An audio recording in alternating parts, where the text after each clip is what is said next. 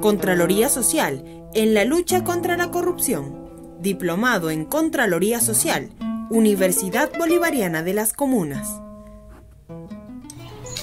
Bienvenidos a este Diplomado en Contraloría Social, una iniciativa de la Universidad Bolivariana de las Comunas en conjunto con la Superintendencia Nacional de Auditoría Interna, Asamblea Nacional, otras instituciones educativas y en este caso, pues, a quien me toca representar el Cuerpo Nacional contra la Corrupción. Mi nombre es Desiree Vitale y me desempeño como gerente de gestión interna.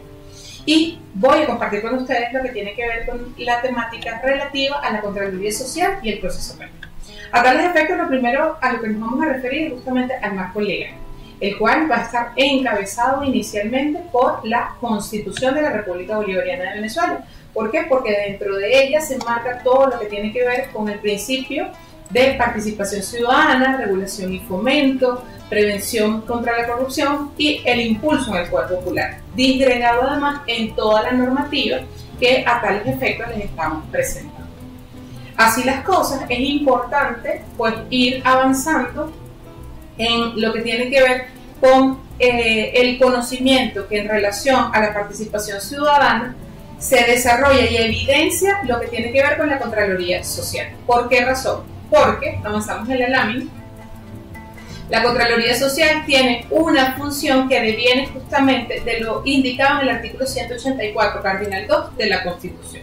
Como les indicaba, son manifestaciones de esa participación ciudadana que se traducen en el ejercicio efectivo del poder popular. ¿A través de qué? De los consejos comunales, de las comunas, de las minicomunidades, de jefaturas de calle y de cualquier otra forma de participación popular. Porque es importante contar con esto de cualquier otra forma de participación, porque la Constitución no disgrega en cuanto a la especificidad de esta definición. Avanzamos.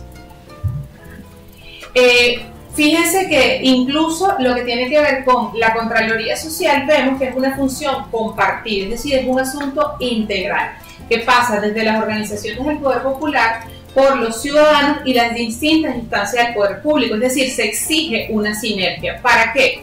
Para garantizar que la inversión pública se realice de manera transparente y eficiente en beneficio de los intereses de la sociedad y que las actividades del sector privado no afecten los intereses colectivos o sociales. No desconoce la normativa que sea importante la participación privada, pero en modo alguno pueden estar esos intereses privados por encima de lo que es el colectivo y de la sociedad en general.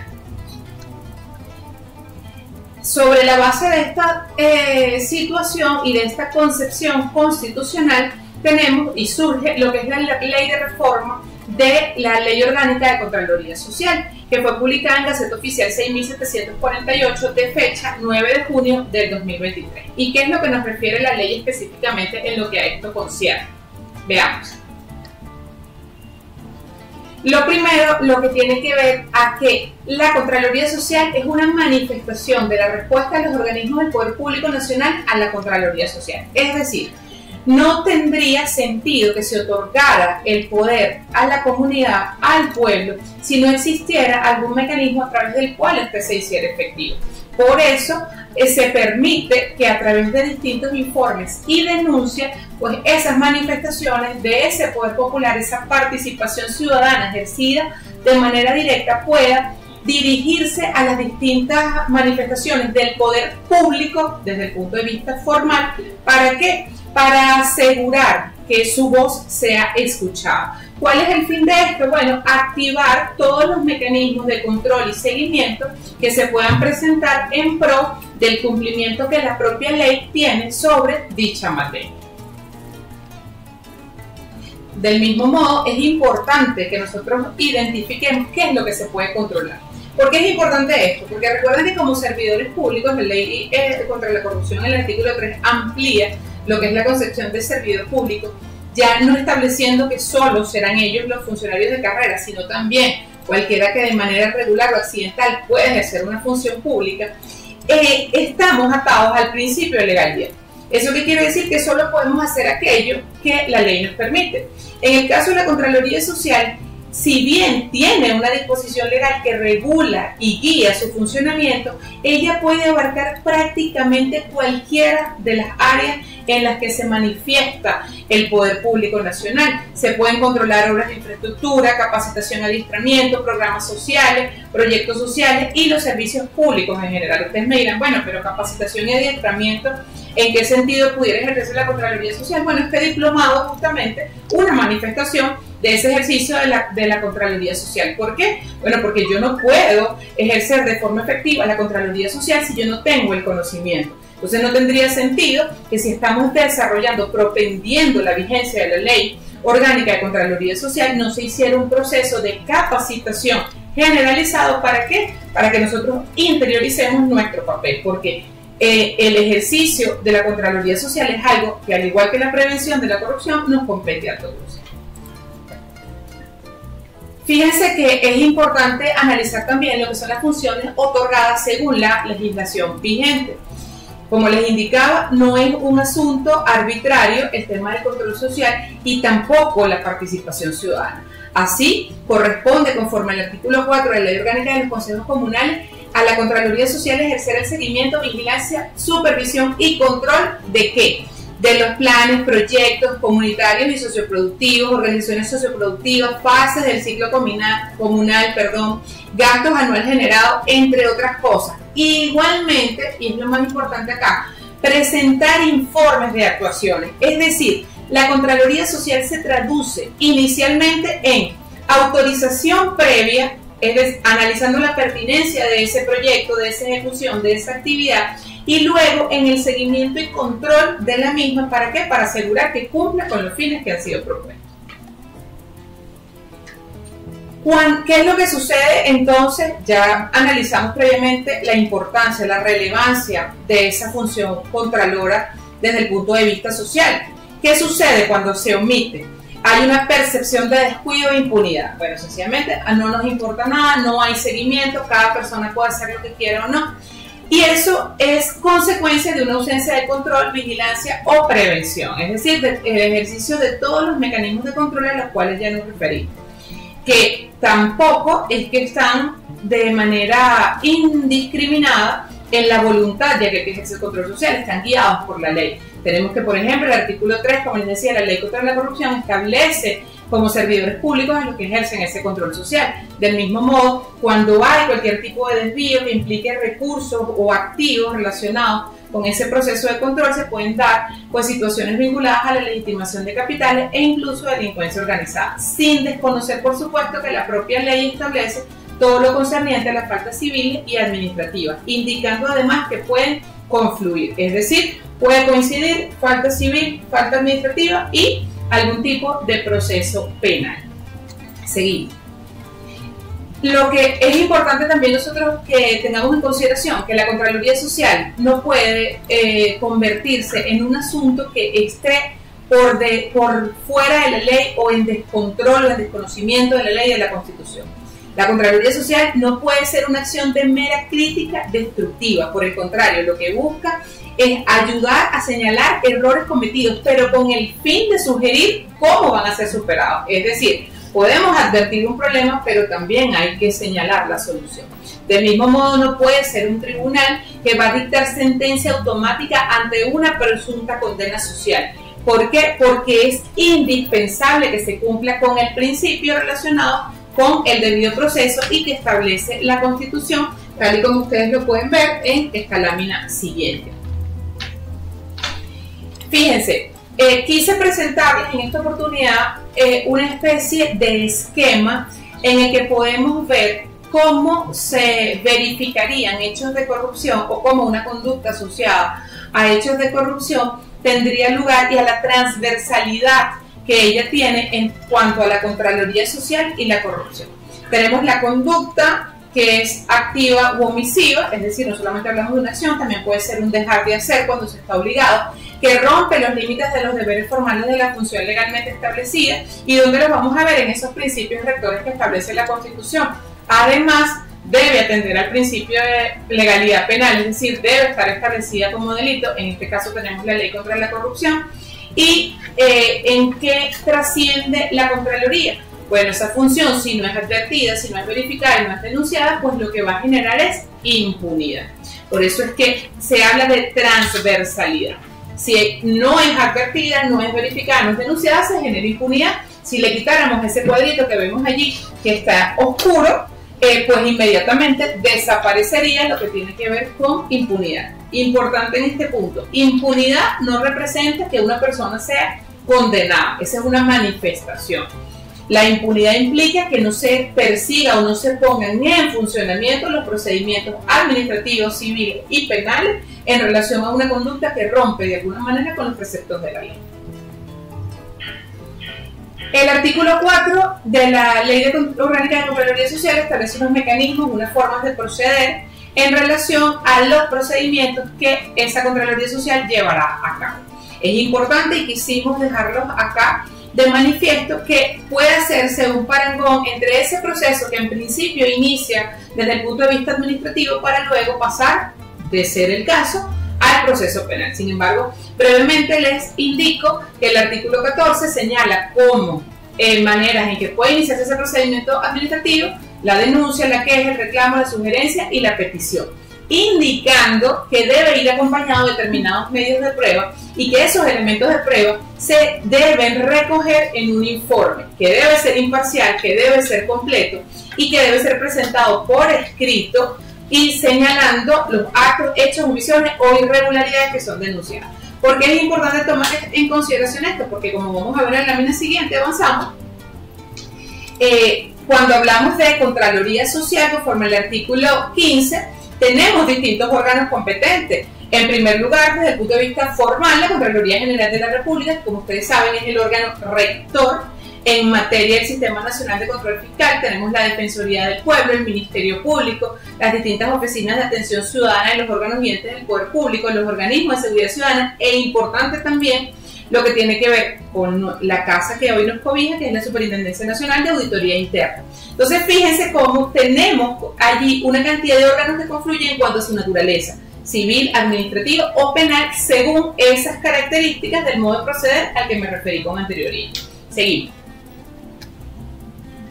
Fíjense que en ese contexto, ¿qué es lo que se pretende? Activar las instancias del poder popular.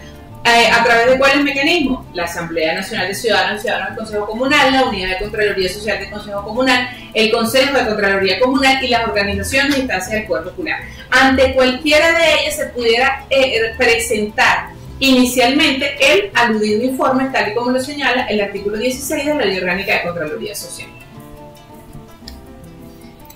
Ello nos lleva a lo que es el objeto final de esa Contraloría Social. Fíjense que tenemos en primer lugar el objeto, ¿sí? Para garantizar que el ejercicio del poder popular, ¿a través de qué? Normas, mecanismos, condiciones, que van a permitir la promoción, desarrollo y consolidación de la participación ciudadana. ¿Por qué? Porque es un medio de participación y de corresponsabilidad de los ciudadanos. Recordemos que todo lo que tiene que ver con responsabilidad frente al patrimonio público, integralmente considerado, no solamente lo económico, sino los valores éticos que tiene pues el ciudadano y las instituciones que representa, pues son un valor agregado. Entonces, implica un ejercicio compartido de ese poder entre el poder público formal y el poder popular, manifestándose en funciones de prevención, vigilancia, supervisión y control, que en definitiva en lo que van a concluir y confluir es en una gestión pública comunitaria que cumpla y se presente a través de actividades del sector privado que incidan en los intereses colectivos sociales sin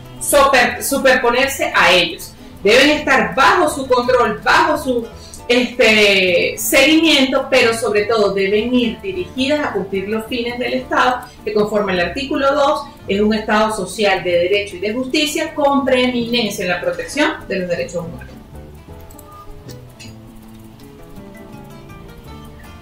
La importancia de la función contralor entonces se acentúa en la función que ejerce, porque tiene en definitiva manifestaciones de control, prevención y vigilancia de cualquier acto contrario a la ética pública, que incluyan fondos y bienes de la nación y también, insisto, lo que es el patrimonio público globalmente considerado. En este contexto vamos a tener no solo una noción axiológica, sino también una noción fundamental de las operaciones de la administración, pues lo que se persigue es que el Estado funcione de manera adecuada y plena conforme a los principios y valores que la propia Constitución establece.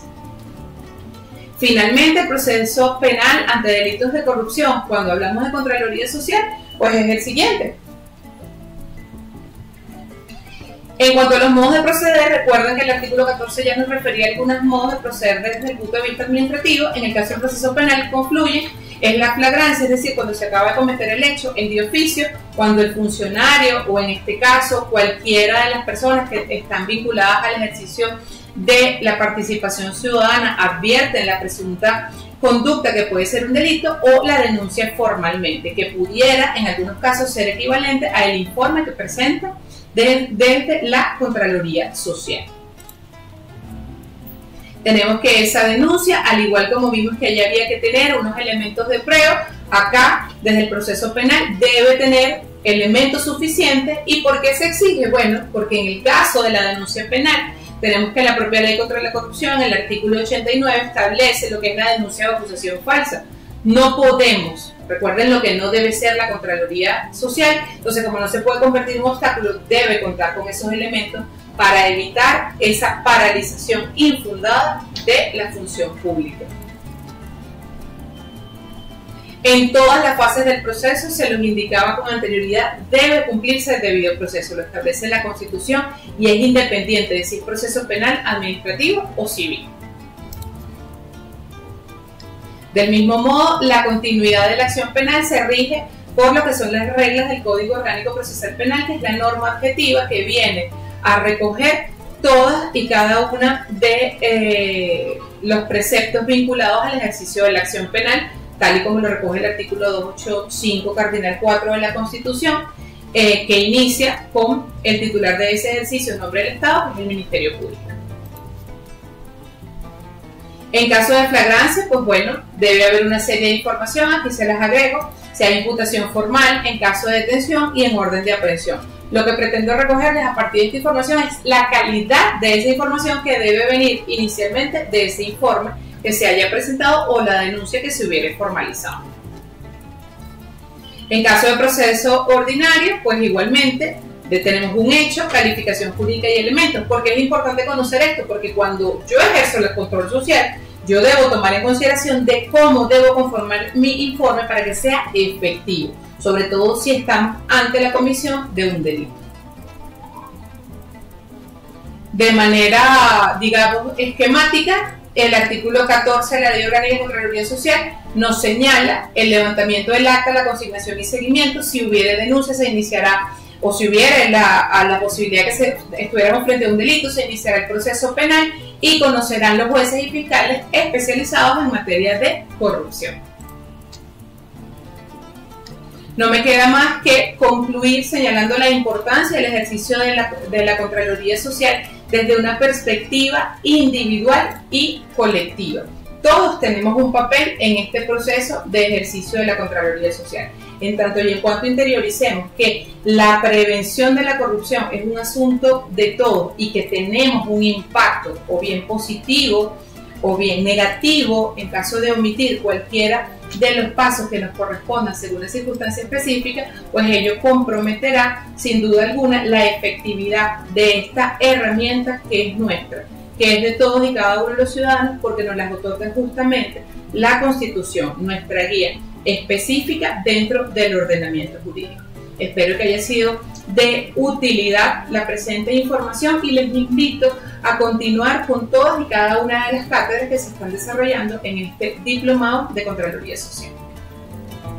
Contraloría Social en la lucha contra la corrupción. Diplomado en Contraloría Social, Universidad Bolivariana de las Comunas.